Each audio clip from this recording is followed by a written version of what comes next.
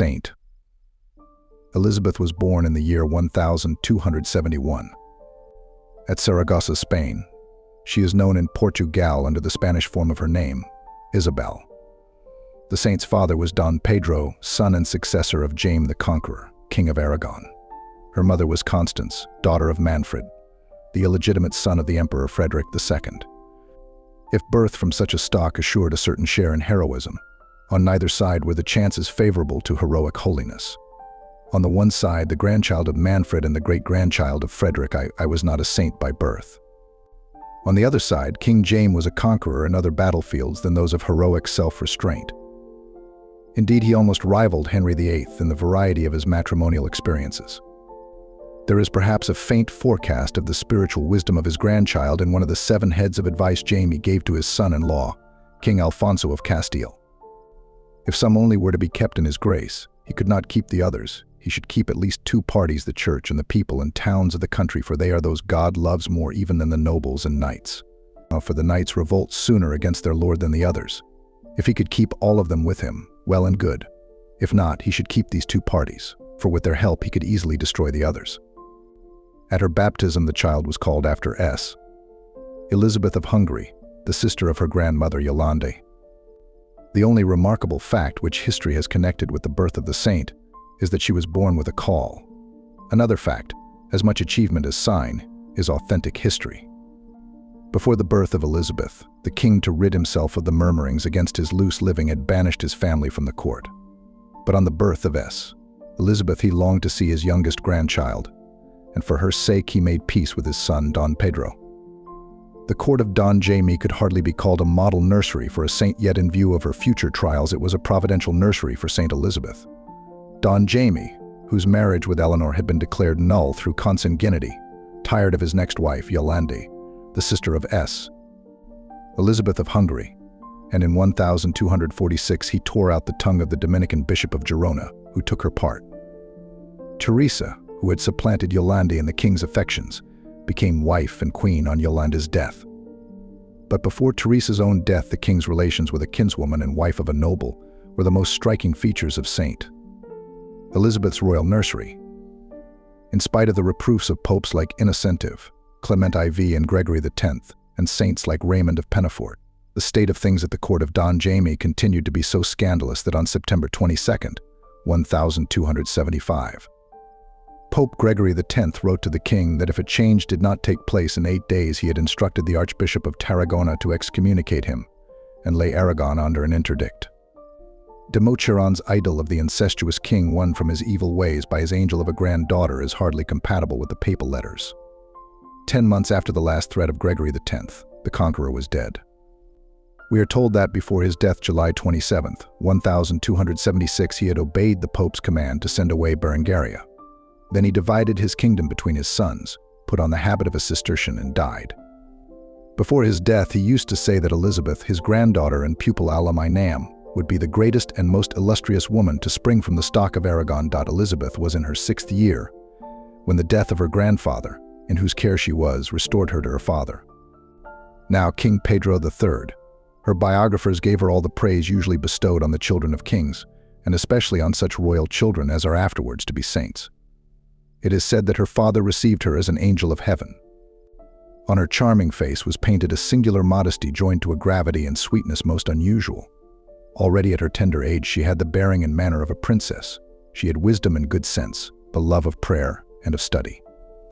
She was constantly seen saying her office, meditating out of holy books, going to the sacraments, and showing the poor that deep compassion which she expressed in almsgiving proportionate to her allowance behind these accustomed generalities, which almost irritate the reader by what is left untold. We may find that truth which the future years were to develop. So marvelous are the authentic facts of the saint as Queen of Portugal that the legends or platitudes told of her childhood are almost authenticated. Some of these things are made more certain by the fact that King Jaime the Conqueror, surely no mean judge of men and women, kept this angel of God by him till his death. If there are few legends in the life of this great saint, it is not merely because her life was lived in the fierce light of a throne, but that many of the authentic facts of her life are almost more marvelous than legend. Elizabeth was scarcely 12 years old when her wedding became a move in the complicated game of European politics. This is but to say that the last person to be consulted about Elizabeth's future husband was Elizabeth herself. It makes her life seem very close to us when we read that Edward I sought her hand for his eldest son, while Charles of Anjou, King of Naples, sought to marry this great-grandchild of the Hohenstaufens to his heir Robert. Don Pedro was reluctant to part with his beloved daughter, being convinced that, through her prayers, he owned the happiness of his kingdom. But at last his reluctance gave way when Don Dines, the young king of Portugal, asked for her hand. The Portuguese king's motives for the marriage were tragic. Embroiled with his mother, whom he had at first associated with himself on the throne, at enmity with his brother, Don Alfonso, who laid claim to the crown, excommunicated by the Pope because of his resistance to the political pretensions of the bishops. King Dines felt the need of resting on a loyal heart. But the affair was not simple. King Alfonso III, his father, had repudiated his wife, the Countess Matilda of Boulogne, had married Beatrice Guzma, illegitimate daughter of the King of Castile, had dethroned his brother, the legitimate king. Hence King Dines found himself son of a usurper, and of an illegitimate princess himself illegitimate. At the petition of the States of Portugal, Pope Urban IV had validated the royal marriage after the death of the Countess Matilda, yet on the whole of the circumstances there rested not a few clouds. One, it is evident that Elizabeth was not a saint by circumstances. The negotiations for the marriage were entrusted to Charles of Anjou, King of Sicily, and to his nephew, Philip of France. Both sovereigns were naturally anxious to be of service to a king in whose hand the fate of Sicily largely lay. On April 24th, 1281, Dom Dines made over to Elizabeth propter nuptias the towns of Obidos, Abrantes, and Porto de Mós. In the original charter there is an interesting clause whereby the king reserves the right of appointing to the judgeships and ecclesiastical benefices. It was at Estremoz that the act was signed fixing the marriage of this bride of 12 years, who had no more to do with it than she had in the ebb and flow of the tides. The wedding by proxy took place in one of the halls of the royal palace at Barcelona. De Mauchon says that in accepting the hand of Dines at the bidding of her father and mother, she had consummated her sacrifice and had renounced her secret vow of giving herself to God alone. If the saint had already made a vow of one virginity, her freely accepted wedding shows her to have been taught that love is a sacrifice and perfect love a holocaust. It might be questioned whether anything could be less romantic than such marriages as these. In poorer ranks of life, a bridal dowry was usually given with the bride. But in these marriages of kings and queens, a bride was usually given away with a dowry. Politicians, lawyers, and military leaders were always consulted. The last person to be consulted was the bride. The last quality sought in bride or bridegroom was love. Two lives were thus entwined for better or worse till death parted them without the one quality which could make their union less than slavery. To such tyranny men and women must submit in order to be kings and queens. No wonder the common run of kings and queens escaped from the thraldom of wedlock without love by an open door of sin. Many of these unfortunate women became adulteresses. Some of heroic mold became saints. Of such heroism was Saint Elizabeth. 2 months after Elizabeth left her father's home, the massacre of the Sicilian Vespers covered Don Pedro with suspicion. His only answer to these suspicions was to dispatch an army which drove Charles of Anjou from Sicily into Italy. Pope Martin IV Simon de Brion, who largely owed his position to Charles, showed his loyalty to his former patron and fellow countryman by excommunicating Don Pedro and declaring him deposed from his sovereignty of Aragon. Saint Elizabeth was now the wife of one excommunicated king and the daughter of another. She was only 13 years old when her father died November 2nd, 1285, absolved from his excommunication by the Archbishop of Tarragona. As her brother claimed the crown of Sicily and was actively supported in his claim by his mother, Pope Honorius IV had excommunicated them both 1286. In 1289, she had the consolation of seeing a concordat drawn up between King Dines and Pope Nicholas IV. Her joy was complete when the prior of the Dominicans and the guardian of the Franciscans at Lisbon absolved the king from the papal excommunication. At the same time, the Pope removed the papal interdict which for years had overshadowed Portugal. It is commonly felt that the success of these negotiations was largely due to the Queen. Saint Elizabeth was in her 20th year, 1290, when her first child was born. It was called Constance, after the Queen's mother, Constance. The same year, August 10th, 1290, was noteworthy by the foundation of the University of Lisbon, later on transferred to Coimbra. Pope Nicholas IV, in a letter to the university, settles not only the granting of degrees and salaries, but the fixing of rents. We earnestly beseech and exhort the aforesaid king to oblige the citizens of Lisbon by his royal power to let their empty houses as dwelling places for the students, at a fair rent which shall be fixed by 2 clerics, and as many laicks, men discreet, Catholic and under oath. Elected by you and the citizens, it is the maximum rent fixed by a papal order. The birth of Saint Elizabeth's only son, Alfonso, February 8, 1291, and second and last child, was the occasion of her beginning those arbitrations which have made her the patroness of peace. A quarrel had sprung up between King Deniz and his brother, Alfonso. In order to ward off civil war, the Queen summoned an arbitration council of clerics and laicks. Their terms of reconciliation were rejected by the king and his brother. Nothing daunted, the Queen persevered until in the end she had her way. It was a characteristic way she made over to the niece of Don Alfonso a good portion of her own possessions. Reign of King Deniz has been called the Golden Age of Portugal, by his wise laws and his endeavors to provide justice easily and speedily for his subjects. He became the Justinian of Portugal. His energy made Portugal an agricultural country of the first order. He reclaimed the sand dunes along the coast by planting them with pine forests. So greatly did agriculture thrive that, although the population increased, there was always enough homegrown wheat for the people. He reclaimed land, became himself a land tiller, and organized agricultural villages. The Queen built an institution at Coimbra, perhaps the first agricultural college.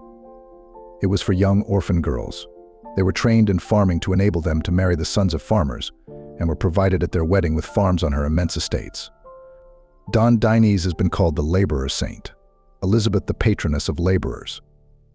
The private life of this Portuguese Justinian was more akin to the spirit of the Koran than of the Gospel. It is said that when the queen wife first saw her place taken in the affection of the king by women of low morals, she felt the sting of jealousy. But we have it on the authority of the oldest life of the saint that she so conquered herself so as to keep her peace of heart, without stirring or anger either against the king or the women. Indeed, she commanded that his children, who were many, should be cared for as the offspring of such a father, and should be given everything necessary. One incident has become historic. Saint Elizabeth, in her discerning charity towards the gently bred poor, sent her alms by a young, discreet page. A courtier of the king, wishing to ruin the page, and to advance his own fortune even by the queen's dishonor, suggested to the avid ear of King Diniz the worst interpretation. The king, having secretly given orders to a lime burner to cast into the lime kiln the first person who brought a royal message, sent the queen's page with the message. On his way to the lime kiln, the page heard a church bell ringing to mass. He went into the church, remained for mass, and stayed some time afterwards, absorbed in prayer. Meanwhile, the king, who had heard no word from the lime burner, sent the calumniator himself as messenger.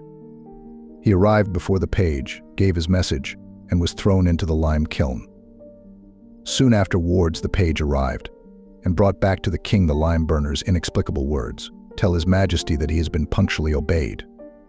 We are told that the king saw the hand of God in this strange event. As a result, he made every effort in the future to conceal, if not to lessen, his amours. It is interesting to know that Saint Elizabeth, the patroness of peace, sometimes encouraged her husband to make war. In 1296, she was on the side of an armed intervention in the affair of the young King of Castile, Ferdinand IV. Her younger brother Pedro had already lost his life in Castile during the Wars of Succession. But her love of peace soon prevailed. When Queen Maria, the mother and regent of the young King Ferdinand IV, invited her to a conference, she warmly accepted the invitation. In 3 days, these two women succeeded in bringing more peace to their contemporaries by the Treaty of Alcanizes 1297 than men had accomplished by years of war. The young King of Castile married Constance, the daughter of Saint Elizabeth. Alfonso, her son and future King of Portugal, married Beatrice, sister of King Ferdinand. As Queen Maria was the second cousin of King Sancho, whom she had married without a dispensation, her children, Ferdinand IV and Beatrice, were illegitimate. It was not until 1301 that Pope Boniface VIII legitimized the offspring of the marriage. The saint's home trials at this time were almost unbearable. King Deniz, in order to free his country during his Castilian War from all danger of war at home, was forced to make peace with his brother, Don Alfonso, with whom the chief danger lay. As Alfonso desired to see his children legitimized, he besought the saint to intercede with her husband. Acting on principles of justice, not only did she refuse to beseech the king on behalf of his nephews, but she even drew up a formal protest against any attempt at legitimization. Yet the king's foreign policy so urgently needed peace at home that on February 8, 1297, he drew up the solemn act of legitimization. It was accompanied by two other royal acts that baffle our modern imagination. He reserved the right of withdrawing the legitimization on account of the queen's protest. He made the queen, or rather the saint, guardian of his own illegitimate children. This document, making public the king's crimes and the queen's holiness, is dated Garda, January 21, 1298. No chronicler has recorded the queen's emotions on reading such a document, which doubtless were veiled behind a smiling acquiescence. But God's saints are at once mysteries of divine mercy and miracles of divine power. Joys and sorrows were thickly interwoven at this time. Her mother, Queen Constance, journeyed to Rome and obtained absolution from her excommunication. Violante, the sister of Saint Elizabeth, was married in Rome to Robert of Sicily. As if the hand of Providence was visibly in these reconciliations, Queen Constance died in Rome 1297. Delayed by this death, the wedding of the granddaughter Constance to King Ferdinand took place with great magnificence in 1298 at Coimbra. 2 years afterwards, the king showed his appreciation of his wife by giving her the important town of Liria. On the hill overlooking the town may still be seen the ruins of the queen's palace. In 1302, the saint's genius for peacemaking was stimulated by the threat of war between her brother, Jaime I, and her son-in-law, Ferdinand IV. A letter written at this time by Saint Elizabeth to her brother, King Jaime, has been preserved. It is of great interest as one of the few existing letters of a saint and a wooing. To His Highness the Most Noble Don Jaime, by the grace of God, King of Aragon, Valencia, Murcia, Sardinia, Corsica, Count of Barcelona, Admiral and Standard-Bearer of the Holy Roman Church, Captain General. Dona Elizabeth, by the same grace, Queen of Portugal and Algar of Health, as to a brother whom I love with all my heart, in whom I have the fullest trust, and to whom I wish that God would give as much life, health and favors for many years as to myself. King, my brother, I let you know that I have seen the letter of recommendation which Raymond of Montrose, Archdeacon of Garda, and your chaplain, has given me, and that he has had a very long interview with us about your interests, and we were very grateful for what you have sent him to tell us. We have kept him with us until now because King Ferdinand had many times informed the King of Portugal that he wished to have an interview with him. We would have wished to speak to him of the views of King Ferdinand, and of yours, and of those of the King of Portugal, and we told him that all you three ought to meet so that your position and that of King Ferdinand might clearly be seen. I think that this would be useful for the service of God, for your highest interests, and to your honor and that of King Ferdinand, and moreover, I think that this would give great pleasure to the King of Portugal. And if by the grace of God all this came to pass, I believe that no man or woman in the world would feel more joy than I, if it was God's will that this should be. At present, the views of Don Ferdinand and of the King of Portugal are different, for we are told that the King, Don Ferdinand, is advancing towards your frontier, and now Raymond of Montrose is returning to you. We have communicated to him certain details on this subject which he will communicate to you, and we have besought you, brother, to give credence to whatever he will tell you as from us, which will indeed give us great pleasure. Moreover, brother, I thank you warmly for having sent me word that you, the Queen of Aragon, and the infants, your sons, were in good health. I beg of you always to act in the same way whenever you can, and thus you will give me great pleasure. On my side, I send you word in the name of the King of Portugal, in my own name, and in the name of my children that, thanks be to God, we are in good health, and I wish them to let you know, for I am assured that this will be a pleasure to you. Given at Santarém, the 14th day of December. Beneath the labored court etiquettes of this letter of a 13th century queen, we feel the heart of a loving sister and a peace-loving saint. On the counsels of the saint prevailed. The two kings of Castile and Aragon, having agreed to submit the matter in dispute to King Denis, met for conference at Tarazona, a frontier town between the two kingdoms. At the suggestion of the saint, the conference was opened on September 8, 1304, the feast of the Nativity of Our Blessed Lady. So successful was the arbitration of the King of Portugal that the kings of Castile and Aragon not only healed their quarrels by accepting his judgment, but entered into an offensive and defensive alliance called the Treaty of Agrégida. The next 8 years of the saint's life have left no record. Some of her biographers have concluded that they must have been years of happiness. Their surmise has some show of likelihood from the fact that their silence comes to an end in the death of her son-in-law, King Ferdinand of Castile, November 7th, 1312, and of her daughter, Queen Constance of Castile, some months later.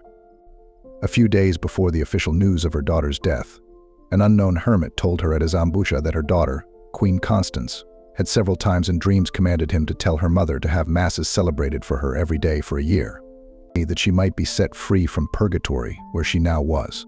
One night at the end of the year, when the masses had been said, the young queen appeared to her mother, saying, "My mother Elizabeth, may God, to whom I am faring after my torments, make you a return for the good you have done to me." One of the only clues to the spiritual life of this queen and saint is given us at this time. We are told that from this date she multiplied her fervor, her austerities, her mortification, her fastings to the point of weakening her health. Lent and Advent were not enough for her. On 3 days of each week she scarcely took any food. She fasted from the feast of Saint John the Baptist till the Assumption, and from the Nativity of our Blessed Lady till Michaelmas.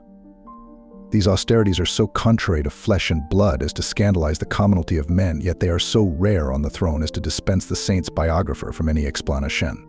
Few of those who might be scandalized by the saint's heroic fasting would be scandalized by her heroic almsgiving. In her person, the queen realized the words of Saint Paul as poor, yet enriching many. For her, as for him, the world's riches, to whom I am faring after my torments, make you a return for the good you have done to me. One of the only clues to the spiritual life of this queen and saint is given us at this time. We are told that from this date she multiplied her fervor, her austerities, her mortification, her fastings to the point of weakening her health. Lent and Advent were not enough for her. On 3 days of each week she scarcely took any food. She fasted from the feast of Saint John the Baptist till the Assumption, and from the Nativity of our Blessed Lady till Michaelmas. These austerities are so contrary to flesh and blood as to scandalize the commonalty of men, yet they are so rare on the throne as to dispense the saint's biographer from any explanation. Few of those who might be scandalized by the saint's heroic fasting would be scandalized by her heroic almsgiving. In her person, the queen realized the words of Saint Paul is poor, yet enriching many. For her, as for him, the world's riches, the commonwealth, springs not from the desire to concentrate wealth on ourselves, but to distribute it to others. For most men, this is a dark saying. King Denis was one of those average men, to whom a saint's ideal of personal poverty as a means of royal almsgiving was unintelligible. He grumbled at his wife's open-handedness, until a miracle silenced his reproaches. Perhaps covetousness is one of those royal vices that yield only to miracles. One winter's day, as the queen bore in her lap a number of pieces of money for her beloved poor, she met the king. Usually such a meeting meant a royal largesse of reproach. But on this occasion there were no reproaches, for as the king drew near he saw in her lap only a handful of roses. Her biographer remarks naively that it might almost be looked upon as a family miracle, seeing that it is also recorded of her great-aunt, Saint Elizabeth of Hungary. Biographers of the queen look upon the 8 or 9 unchronicled years after the peace off Tarazona as the golden time of her life. From what we know of her husband's way of living, there was little enough in her life except her own noble heart that could be called golden. All that history allows us to say with truth is that these so-called golden days were not so fraught with sorrow as the days that were to come. We venture to think that this woman's life was a great tragedy, and that the unwilling motive of the tragedy was the woman herself. The devotion which her husband refused her was given by her son, Don Alfonso. When he came of age, the king arranged that he should live with his wife, Dona Beatrice of Castile, in a palace of his own. This might have been looked upon as a fatherly kindness to his son, if the king had not kept in his own palace and near his person his bastard sons, especially Don Alfonso Sanchez of Albuquerque, whom he instructed in poetry. The situation was too unbalanced to last. Don Alfonso determined to kill his half-brother, Don Alfonso Sanchez, and to usurp the throne 1317. Both designs failed. Only by the warning of his mother did Don Alfonso escape from the hands of his father. Some of the king's courtiers easily persuaded him that the queen's presence at the court was a danger to his policy. Yielding to their persuasions, the king banished his wife from Lisbon to the town of Alenquer. King Denis sought to strengthen his cause by appealing to Pope John XXII at Avignon. So persuasive were his reasons that the Pope published a bull absolving Portugal from recognizing Don Alfonso as the heir to the throne. Elizabeth could not see her son deprived of his right without an effort towards justice. From Alemquer she appealed to the Pope. Her biographer adds quaintly that after this she sought refuge in prayer and mortifications.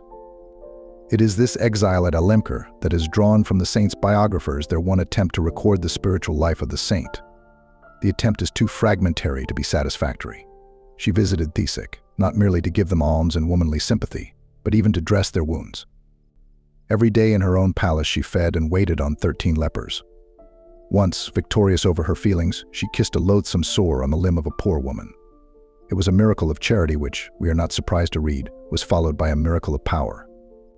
Once, carrying out the custom of the Portuguese sovereigns, she refused to drink wine ordered by the doctor. But as she lifted a cup of water to her lips, the water changed to wine. Again, whilst building the Church of the Holy Ghost at Alemquer, she found herself without money for the workmen's wages. In her strait, she paid the workmen in roses and low. The former miracles of the money turned to roses was reversed, and the roses given to the workmen were found to be pieces of money. These traditions are the simple folks' remembrance of a saint and queen who once brought charity and joy into their homes. Sorrows were not wanting. Her husband was estranged from her. Her son was too busy about the success of his rebellion to remain with her. The Pope, to whom she had written with a child's trust, had not answered her letter. In that hour of supreme abandonment, her sisterly heart sought consolation from her brother, King Jaime of Aragon. In a letter to him, she cries out, "Oh, my dear brother, what a life of bitterness I am leading. On whom but God can I lean? It was years since the brother and sister had played together as children, but time had not dulled his affection towards one whose unselfish ways endeared her to her kindred. King Jaime sent to her in her trouble his brother Don Sanchez. But Don Sanchez could effect nothing against the obstinacy of the Portuguese king and Infante. Befell at this time what we, not she, would call a temptation. While still at Alemquer, she received a visit from the principal men of Coimbra, where she was deeply beloved. No doubt the atmosphere of a university town begot a sympathy with this peace-loving queen, who had even this year, 1317, opened her convent. A poor Clares there with nuns from the fervent convent of Zamora. The men of Coimbra explained to the queen that she had but to give the word and the townsfolk would rise in her defense and lead her back to the court. This proposal, too, Rebel speaks eloquently of the charm wielded over these proud Portuguese by this young queen of Aragon. The queen thanked them for their pains, but said that no doubt the king had some idea of utility or pleasure in keeping her at Alemquer, and that she would go back to the court only in obedience to him. She added, "Let us commit our ways to Providence. Let us trust in God alone. He will know how to show our innocence and to take from the mind of my lord, the king, the wrong impressions he has received of our conduct." The men of Coimbra may have judged the queen's refusal was dictated by a fear of their powerlessness. In this case, they may be behind the next attempt which came with a like aim only to meet with a like fate. This time it was officers of the court who came making, not general offers of help, but showing their queen squadrons of troops and beseeching her to allow them to escort her back in triumph to the court. Her reply was a revelation of her whole attitude towards life and the honors of life. She said she would rather bear poverty and endure all the injuries inflicted on her than consent that such a war should be waged. She expressly forbade these generals to begin a war for these reasons. But the victory so shunned by the saint's humility was at length won by her humility. Of such paradoxes are the lives of saints. The king, hearing of these two refusals, had sufficient intelligence or selfishness to realize that the queen had better be at court.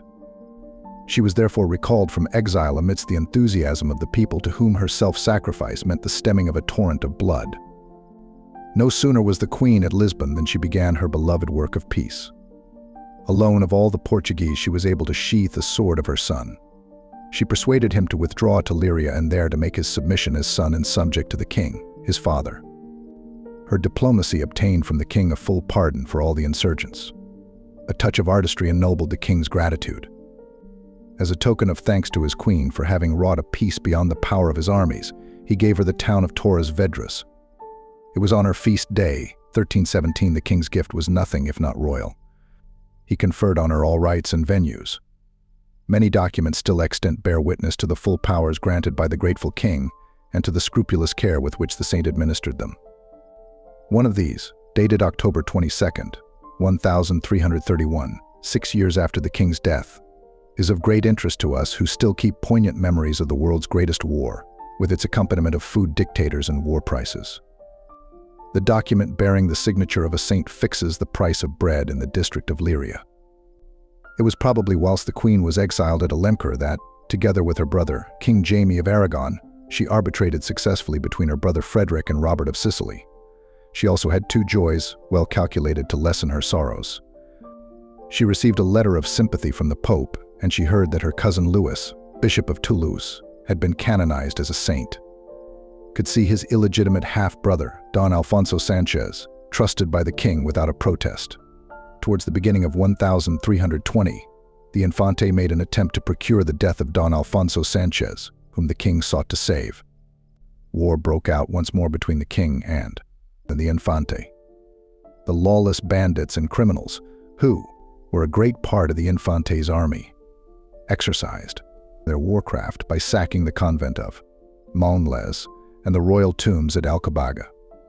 They killed the venerable Bishop of Evora May 5th, perhaps because he preached peace, or more likely, because he had published, during the previous war, the papal bull releasing Portugal from its fealty to the Infante. Coimbra, so devoted to the queen, soon fell into the hands of the Infante, who was once besieged there by the king. In vain Pope John the 22nd exhorted them to peace, recognizing the Infante as heir and giving King Diniz a contribution for his fleet. On December 9th, a bloody and undecided battle took place at Coimbra. Once more the queen determined to mediate. With rare womanly skill, she sent the king to Lyria. Then, entering the city of Coimbra, she persuaded her son to go to Pombal, and there to be reconciled with his father. The truce lasted about a year and a half. At the beginning of 1323, war broke out afresh. The Infante, now at the head of a formidable army, was able to strike at the heart of the country by hastening to besiege Lisbon. But the king was too skillful to shut himself up in his capital. He displayed considerable generalship by leaving Lisbon, in order to make a vigorous offensive against his son. The 2 armies came into touch on the battlefield of Alvalade. Then occurred an incident in the history of one whose life is full of incident. The 2 armies were already engaged. Arrows and stones darkened the air. The dead and dying lay thickly on the field of battle. Soon father and son would have been in deadly fight. But we must let the saint's most recent biography tell the story of what befell on the battlefield of Alvalade at that moment. All at once, a mule at the gallop tore away through the combatants and opened a path in the horrible confusion amidst the glittering swords. The mule bore a woman. It was the queen. Braving the missiles that were raining around her, she seemed a heavenly vision alone, for no one dared to follow her with no other weapons than her weakness, her hands joined in supplication. The effect produced was irresistible. Everyone stood still and ceased to fight. Meanwhile, the king and his son, touched to tears by so great heroism and love, made a reconciliation once more on the field of blood. Then, at the bidding of the queen, before the 2 armies, the Infante kissed the hand of his father, and the king, in pardon, gave his son his blessing. And in this great way was ended the parricidal struggle that had lasted 5 years. Peace made that day between the king and his son by the holiness and heroism of the king's death. Although the king lived little more than a year from the day when he gave his son his pardon and blessing on the battlefield of Alvalade. The after-history of his son, when king, would go to show that even in such a short period of peace between the 2 there was something so supernatural as to be worthy of the prayers of a saint. On May 30th, 1323, John the 22nd empowered Gonçalvo, Archbishop of Lisbon, to absolve Diniz from the excommunications he had incurred through imprisoning clerics. It must have been a supreme joy to the Queen Saint to kneel by his side as he received the body of Christ, perhaps the first time since their wedding day. Towards the end of 1324, the king fell ill at Santarém. The queen never left his side, even though the king courteously urged her to prevent 2 deaths happening at the same time. On January 6, 1325, the king died after 64 years of life, 46 of reign and 43 of wedlock. 2 days after the king's death, January 8, 1325, the saint clothed herself in the habit of A, or Clare. The declaration she made on this occasion is almost a curiosity of ecclesiastical literature. She declares that, by the king's death, she finds herself dead with him. She therefore fulfills a long-standing resolution to don the habit of a poor Clare in which she hopes to be buried. She is at great pains to explain that this donning of the habit is only by reason of sorrow, grief, and humility, and nowise by a religious vow, nor by profession, nor by obedience to any order. We affirm that we have nowise made or formulated any vow, either simple or solemn, secret or expressed, nor any profession or obedience private or public. Moreover, she kept complete control over all her goods and possessions. 11 years of life remained to the saint. They were spent in the shadow of St. Clare at Coimbra, where the spirit of the Poverello of Assisi flooded her soul.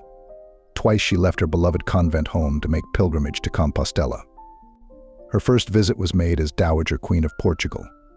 On the way, she touched the eyes of a child born blind and gave them sight. Her gifts to the shrine of St. James were so many and great that no one had seen the like before. One of her gifts was the jeweled gold crown of her coronation. In return, the archbishop gave her a pilgrim's staff and shell. These she prized so much that she had them placed in her coffin after death. Everywhere the people of Spain received her as a saint. On her return home, she distributed her royal jewelry to her royal kinswomen. Much was melted down and made into chalices, crosses, reliquaries, and other sacred vessels. Her royal robes became vestments for the church's use. Shortly after this, the Queen Dowager had to exert her powers of peacemaker between her son, the king, and Don Alfonso Sanchez. Perhaps it was in thanksgiving for this peace that the saint made her second pilgrimage to Compostela. It was a striking contrast with her first, as she went on foot in strict incognito with only 2 maids. So well was her incognito kept that she seems to have been unrecognized either going or coming. To this period must perhaps be assigned the miracle of the leper.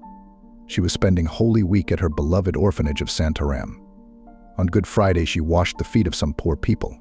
One of these poor men, who was lame and a leper, was left behind in one of the corridors. A sentinel struck him heavily with a stick, inflicting a severe wound. Saint Elizabeth, hearing of this, called the poor leper and bound up his wound. Next day, both wound and leprosy had disappeared. A famine that raged in the neighborhood of Lisbon in 1333 found the saint's open-handed charity inexhaustible. It is needless to say that her official counselors counseled prudence and even foretold failure. But the saint met their talk of prudence with her favorite evangel of charity, and withstood their dismal forebodings with a call to trust him who feeds the birds of the air. The family quarrels between her son, Alfonso IV of Portugal, and Alfonso XI of Castile overshadow the last years of her life. Alfonso XI had given his hand in marriage to Dona Maria, daughter of Alfonso IV and granddaughter of Saint Elizabeth, but he had given his heart to the beautiful Eleonora de Guzman, already saint. Elizabeth had accompanied her son, the king, to Badajoz in Castile, where they extracted from Alfonso XI a promise to end the scandal of his present life. But his promise, if ever it had been sincere, was short-lived. Once again, the private quarrels and vices of kings threatened to be the scourge of peace-loving subjects.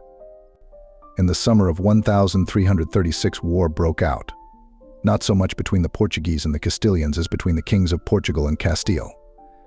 It was the last occasion on which the advocate of peace exercised her gracious function. Against the advice of all those who loved her, the Queen Dowager left her home in the quiet convent home at Coimbra to give peace once more to 2 distracted countries. She was suffering from a tumor and an inflammation in the arm, perhaps from some form of blood poisoning. But neither the fever heats of her illness nor the intense midsummer heats of the plains of Alemtejo could check her zeal. She did not stay her haste until she met the 2 kings, her son and her son-in-law, in the little border town of Estremoz. It was the first Portuguese town she had entered after leaving Aragon as a child bride, and it was the first to hail her queen.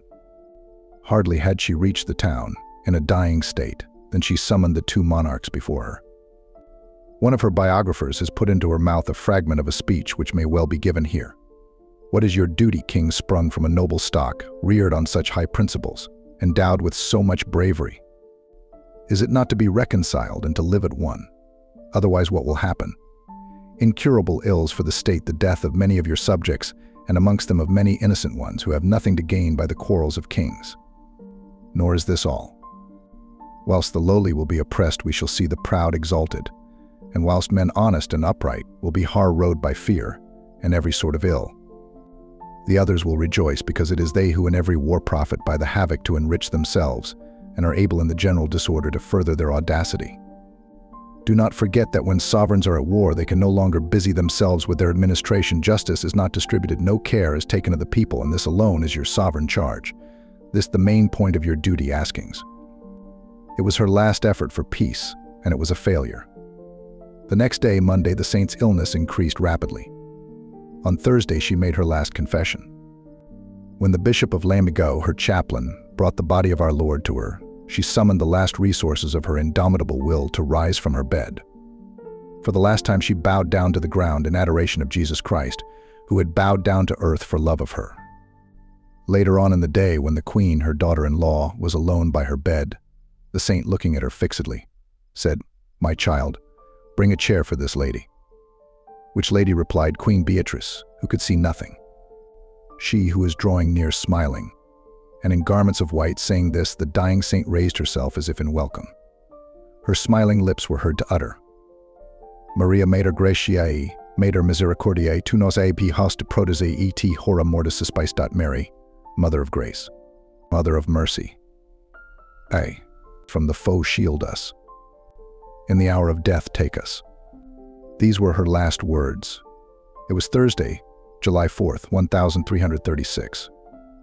She was buried in her beloved convent church of Santa Clara at Coimbra, amidst her sisters of Saint Francis of Assisi. Her memory became so precious to Portugal and her intercession was so miraculously powerful with God that after 3 centuries she was canonized by Pope Urban VIII, May 25, 1625. It may be found after a further 3 centuries that in raising this patroness of peace to the altar, the vicar of the Prince of Peace has given a model for all time to those who bear or obey rule.